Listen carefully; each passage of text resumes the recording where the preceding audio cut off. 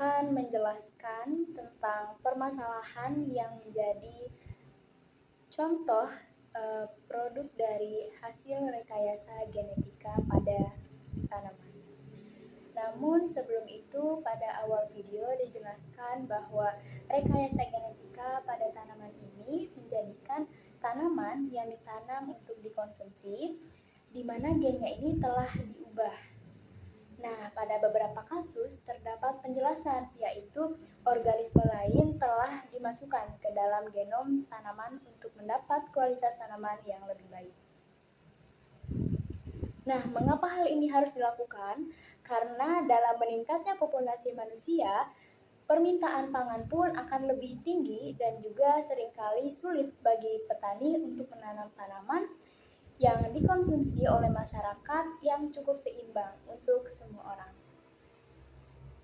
Jadi, menanam tanaman yang telah direkayasa genetika ini akan menjadi solusi parsial untuk masalah tersebut. Karena tanaman yang dihasilkan lebih tinggi dan juga memiliki nilai gizi tambahan daripada tanaman konvensional. Lalu ada beberapa kasus yang merupakan contoh tanaman dari hasil rekayasa genetika, di mana tanaman yang sering digunakan untuk rekayasa genetika itu adalah kapas, kedelai, jagung, dan juga kanola.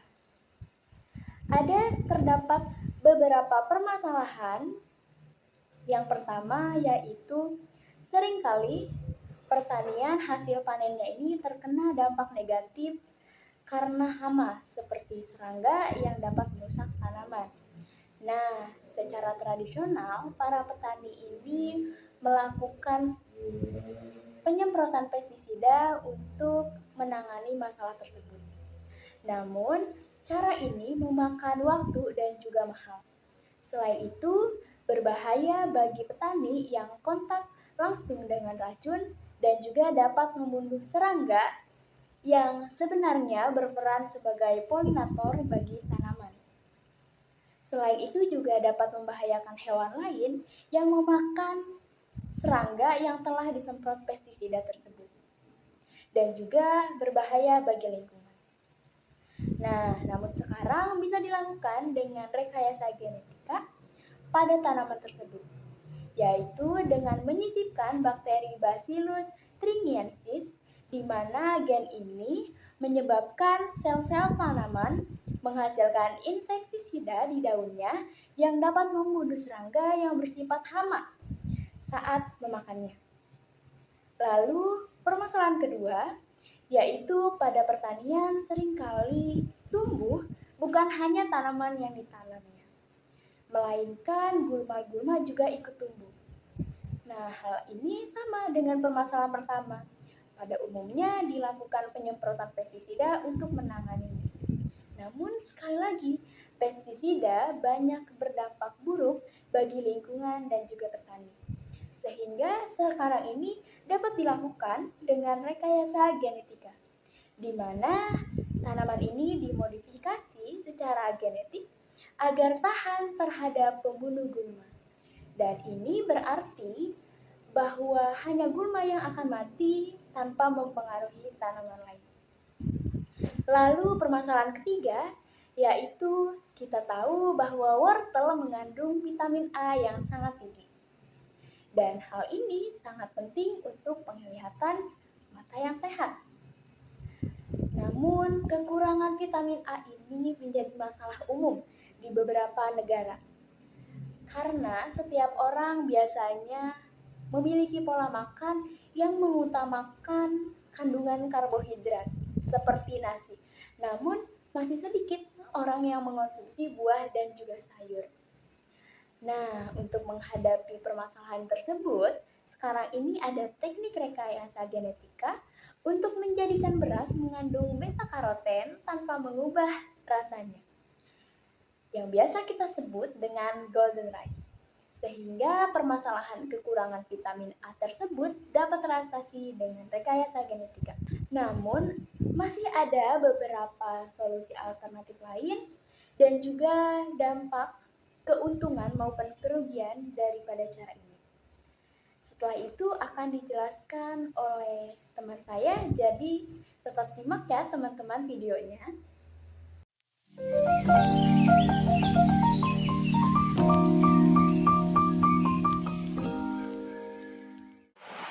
Tentunya, tanaman rekayasa genetika memiliki dampak positif dan negatif.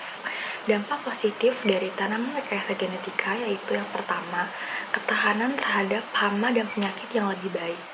Selanjutnya itu peningkatan produktivitas tanaman, kemudian pengurangan penggunaan pestisida, dan juga peningkatan kualitas nutrisi dalam tanaman. Pada gambar tersebut dapat dilihat dampak positif pada setiap tanaman, seperti pada padi golden rice yang kaya akan beta-karoten, kemudian pada kedelai yang mengandung asam oleat yang tinggi, selanjutnya pada pepaya yang resisten terhadap virus tertentu, dan juga tomat yang tidak membusuk. Di samping dampak positifnya, kita juga perlu mengetahui dampak negatif dari tanaman rekayasa genetika. Yang pertama itu potensi dampak dari pengurangan keanekaragaman hayati. Yang kedua, risiko penyebaran genetika yang tidak diinginkan. Yang ketiga itu ada ketidakpastian jangka panjang terkait keamanan konsumsi manusia. Karena permasalahan-permasalahan tersebut, ada beberapa solusi alternatif yang dapat dilakukan, seperti pengembangan teknik pertanian hidroponik. Hidroponik ini merupakan cara untuk mengatasi keinginan menghasilkan tanaman rekayasa genetika, terutama di daerah yang memiliki lahan terbatas. Kemudian ada pemanfaatan bioteknologi. Pemanfaatan bioteknologi ini dapat digunakan untuk meningkatkan kualitas tanaman dan mengatasi kelangkaan pangan. Nah, yang ketiga itu ada penerapan pertanian organik. Pertanian organik menekankan penerapan praktik-praktik manajemen yang lebih mengutamakan input dari limbah kegiatan budidaya di lahan, dengan mempertimbangkan daya adaptasi terhadap keadaan sekitar. Kemudian, ada juga pengembangan varietas tanaman unggul. Kegiatan penelitian rekayasa genetik ini dapat dilakukan pada tanaman tertentu untuk menjawab persoalan yang dihadapi dan belum diatasi. Nah, dari semua solusi alternatif yang ada, solusi terbaiknya tetap dengan rekayasa genetika. Karena keuntungan yang dapat diberikan oleh rekayasa genetika ini dibandingkan dengan alternatif lain yang telah tadi disebutkan adalah dapat berkontribusi dalam meningkatkan produktivitas pertanian, ketahanan pangan, dan kesejahteraan manusia. Namun, perlu diingat bahwa penggunaan tanaman rekayasa genetika ini perlu mempertimbangkan aspek keselamatan lingkungan, keberlanjutan, serta regulasi dan pengawasan yang ketat untuk meminimalkan resiko yang mungkin timbul.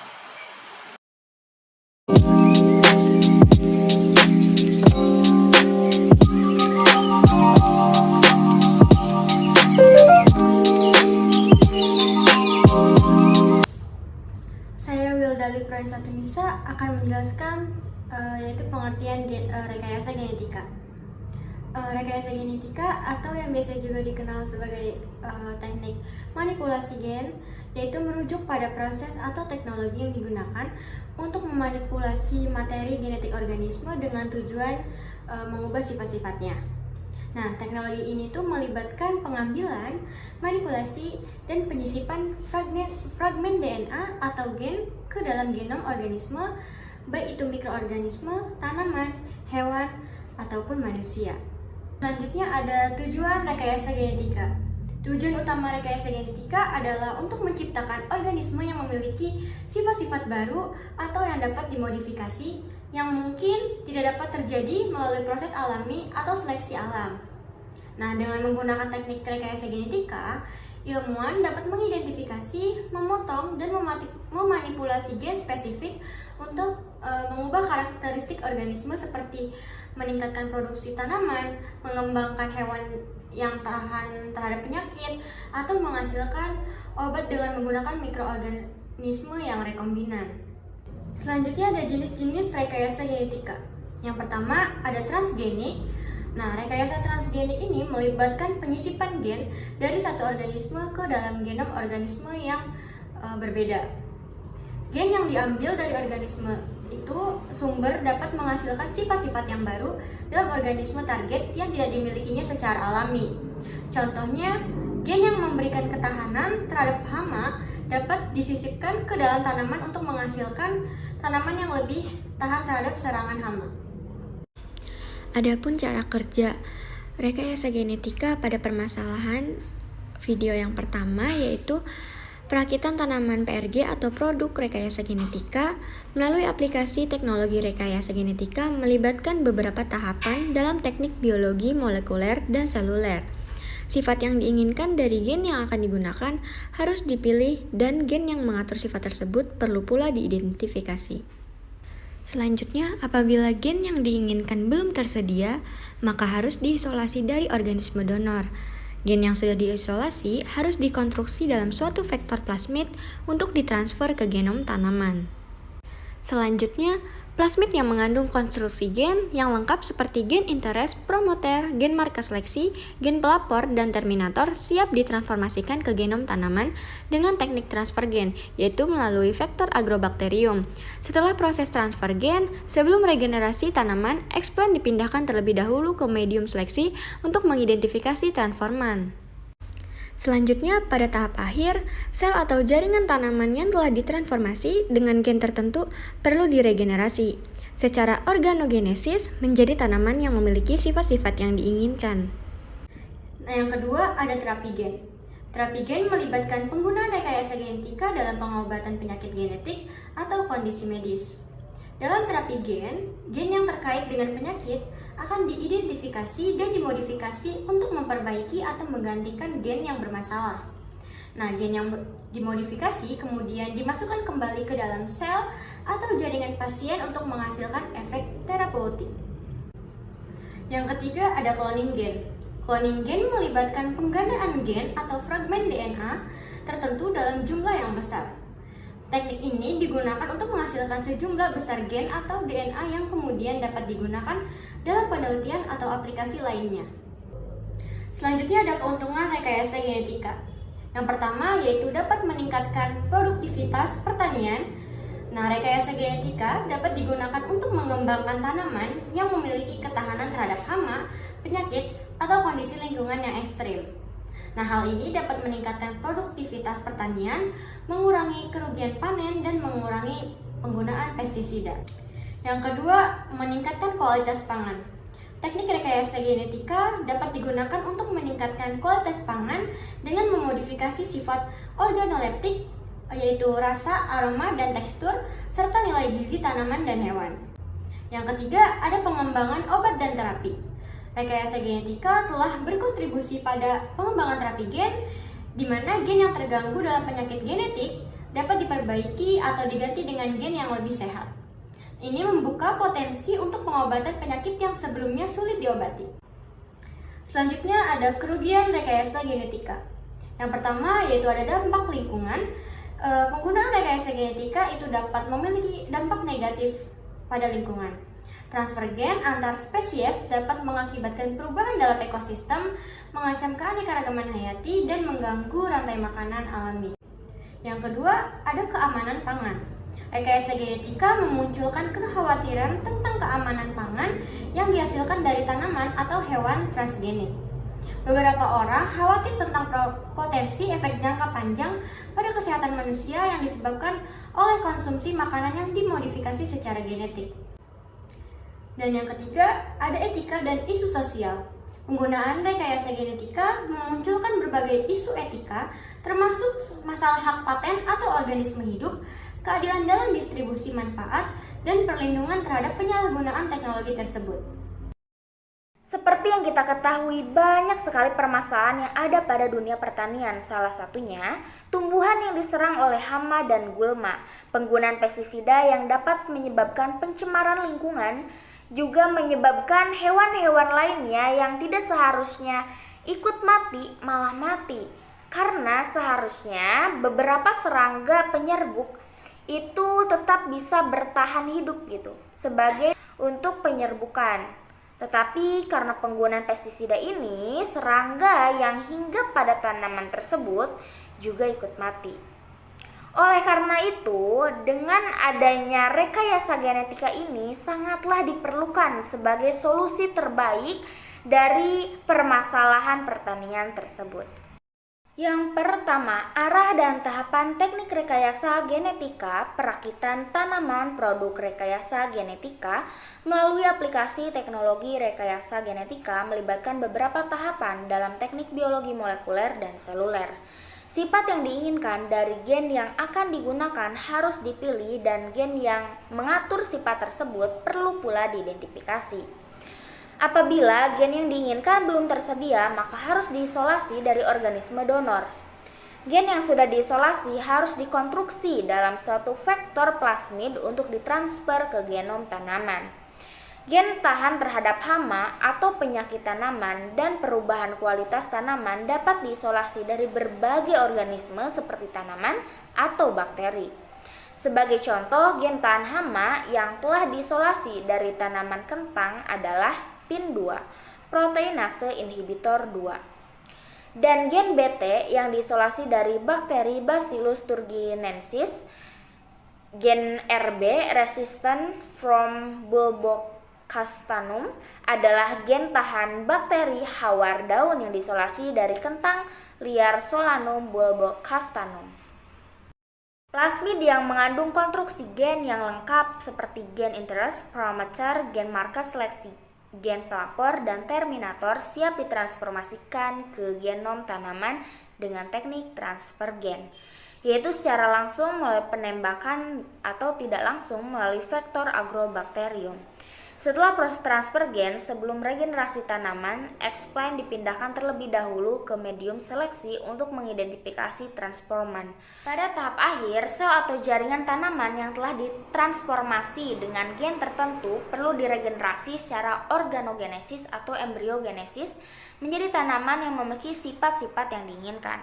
Di antara tahapan tersebut, regenerasi tanaman merupakan tahapan yang paling sulit. Tanaman produk rekayasa genetika perlu dikarakterisasi secara molekuler untuk mengkonfirmasi integritas gen yang diintroduksikan dan menentukan jumlah gen interestnya di dalam genom tanaman.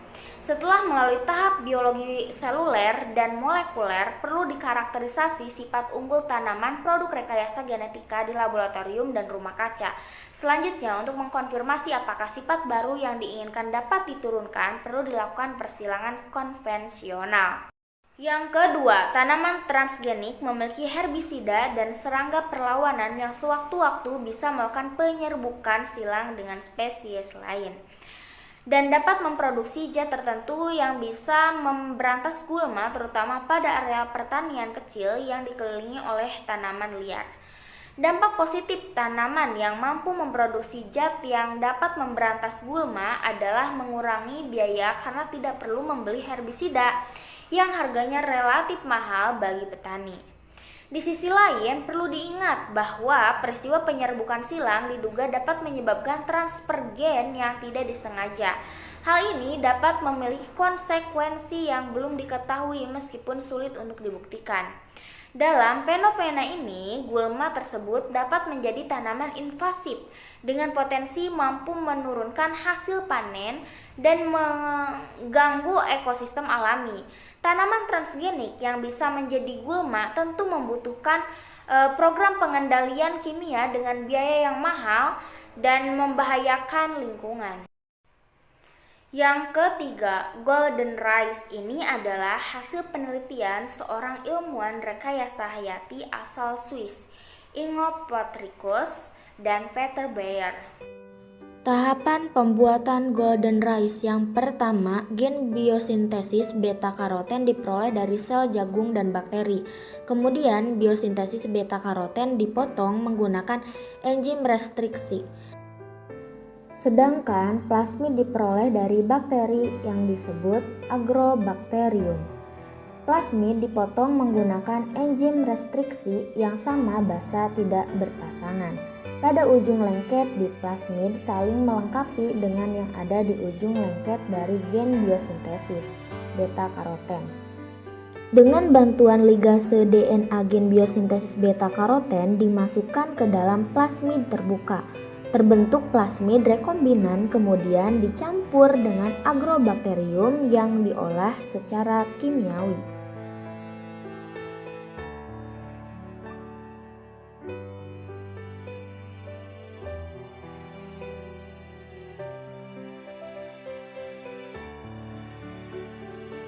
Agrobakterium yang diubah diizinkan untuk menginfeksi embrio beras selama infeksi gen biosintesis beta-karoten diintegrasikan ke dalam DNA embrio. Padi embrio yang terinfeksi kemudian dimasukkan ke dalam media kultur steril yang mengandung semua nutrisi yang diperlukan untuk pertumbuhan.